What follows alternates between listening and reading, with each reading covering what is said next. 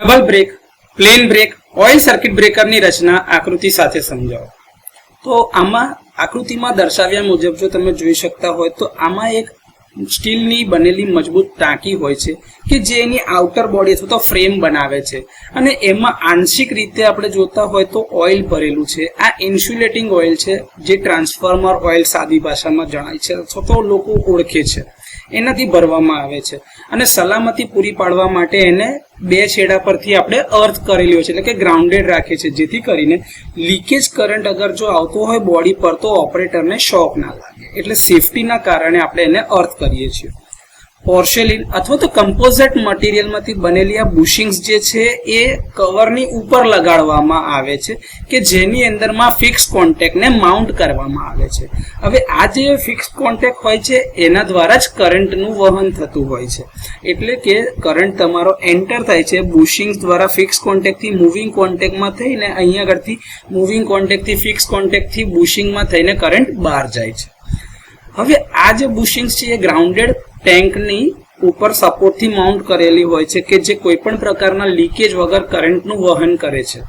હવે જે દરેક છેડા જે છે આ બે તમારા જે ફિક્સ કોન્ટેક્ટ છે એક આ બાજુ અને એક આ બાજુ, આ બંને જે છે ઓઇલમાં ડુબાડેલા રાખેલા છે જેથી કરીને એને સારું એવું ઇન્સ્યુલેશન અને કુલિંગ મળતું રહે, જેથી કરીને કરંટનું વહન કરતી વખતે એ વધારે ગરમ ન થાય. બે ફિક્સ કોન્ટેક્ટ વચ્ચે એક મૂવિંગ કોન્ટેક્ટ રોડ મૂકેલો છે જે ઇન્સ્યુલેટિંગ રોડ છે જે ઓપરેટિંગ મિકેનિઝમ દ્વારા ફિક્સ કોન્ટેક્ટમાંથી મૂવિંગ કોન્ટેક્ટને છૂટા પાડવા માટે ઉપયોગી છે.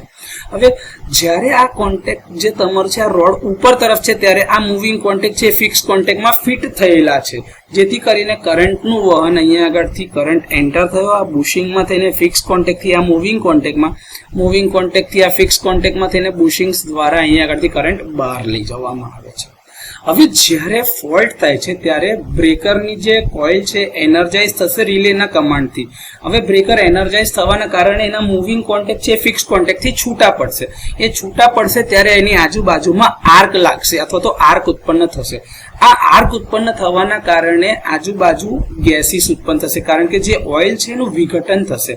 ઓઇલના વિઘટનના કારણે મુખ્યત્વે હાઇડ્રોજન, મિથેન અને ઇથિલિન જેવા ગેસીસ વાયુઓ ઉત્પન્ન થાય છે કે જે આ ટેન્કના ઉપરના ભાગમાં સંગ્રહ થાય છે.